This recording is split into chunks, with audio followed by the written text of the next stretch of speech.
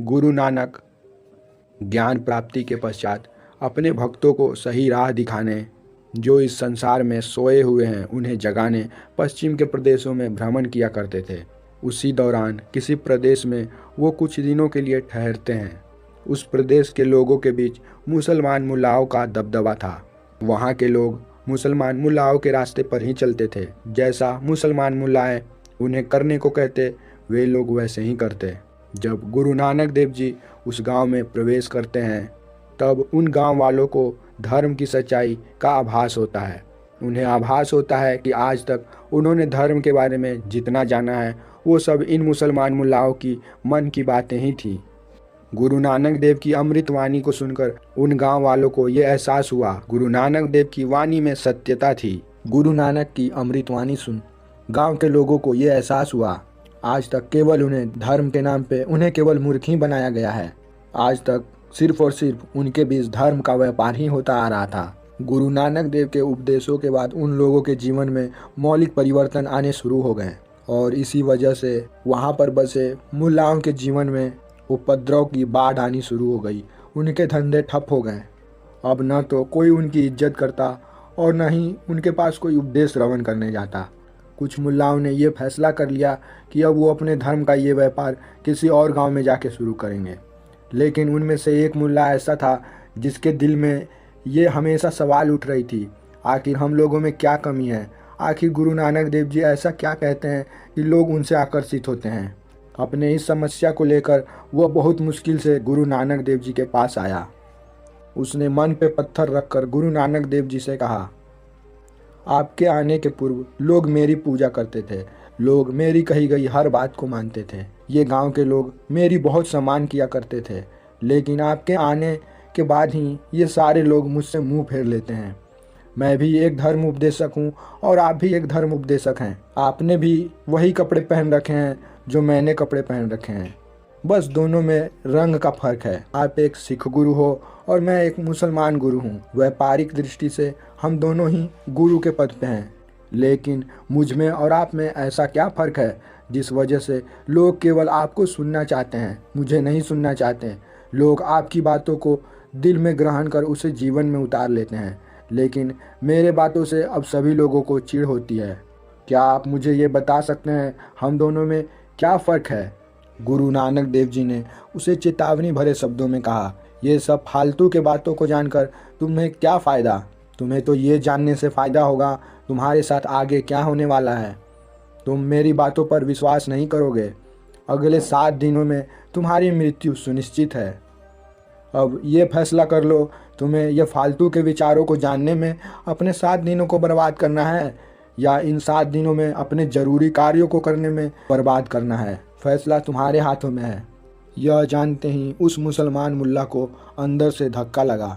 ये वही मुल्ला था जो लोगों को बड़ी बड़ी बातें कहकर सुनाया करता था। आज वो अपनी आंखों के सामने मौत को देख रहा है। मौत उससे बस 7 कदम की दूरी पर है। उसके आंखों के आगे अंधेरा छा गया। उसके होश वो सब उड़ गए। अब तो ऐसा मान लो उसके आधे प्राण सूख चुके थे। वह वहीं पर मूर्ति की भांति खड़ा हो गया। गुरु नानक देव जी वहीं अंतर ध्यान हो गए। थोड़ी देर बाद वह व्यक्ति अपने होश को संभाला और घर गया। थोड़ी देर बाद वह मुसलमान मुल्ला अपने आश्रम को पहुंचा। आश्रम पहुंचते ही उनके शिष्यों ने मदिरा उनके सामने लाई और मांस से बने पदार्थों को उनको खाने के लिए दिया। मुल्ला ने कहा, मुझे भूख नहीं लगी है, ये सब मेरे नज़रों से हटा दो। शिष्यों ने सोचा शायद इन्हें नृत्य देखने का मन है। शिष्यों ने सुंदर से सुंदर नृत्य करने वाली स्त्रियों को उनके सामने उपस्थित किया।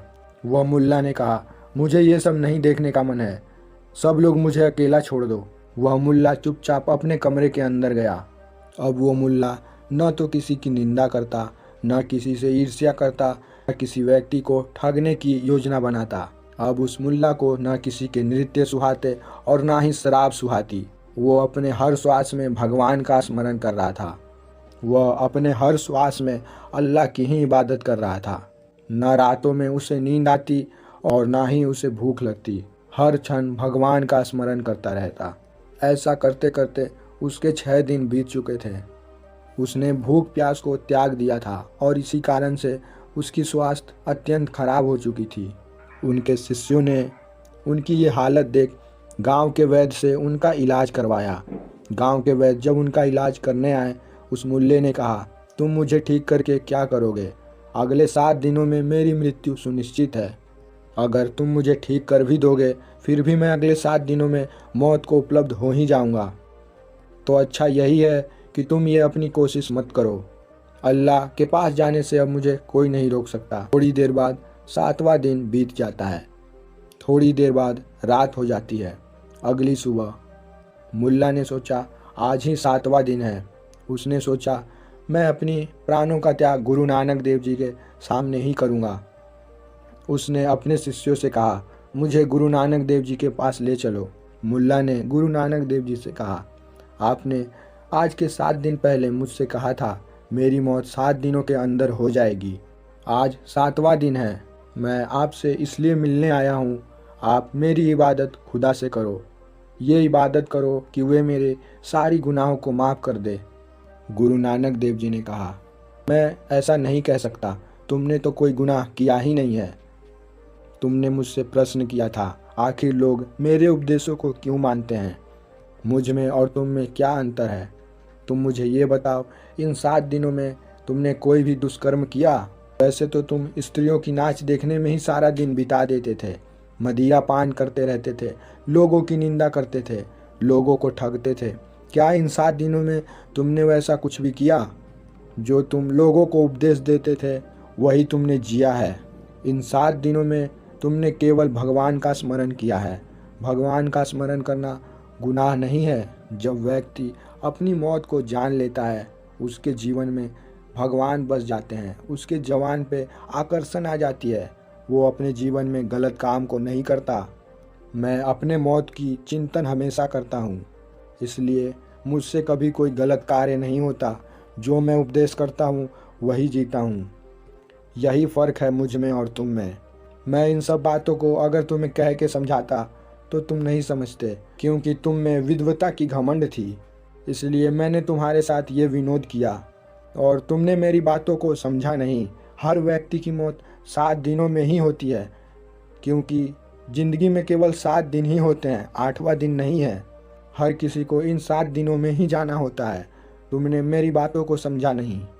वह मुसलमान मुल्ला गुरु नानक देव जी का परम शिष्य बन गया। इस कहानी का एकमात्र उद्देश्य यही है कि हम लोग अपनी मौत से बेखबर हैं और जीवन में बस उन्हीं कार्यों को कर रहे हैं जिन कार्यों को करने से केवल दुख मिलता है। हम लोग सुख बटोरने की कोशिश करते हैं, लेकिन हम लोगों के पीछे दुख आता है।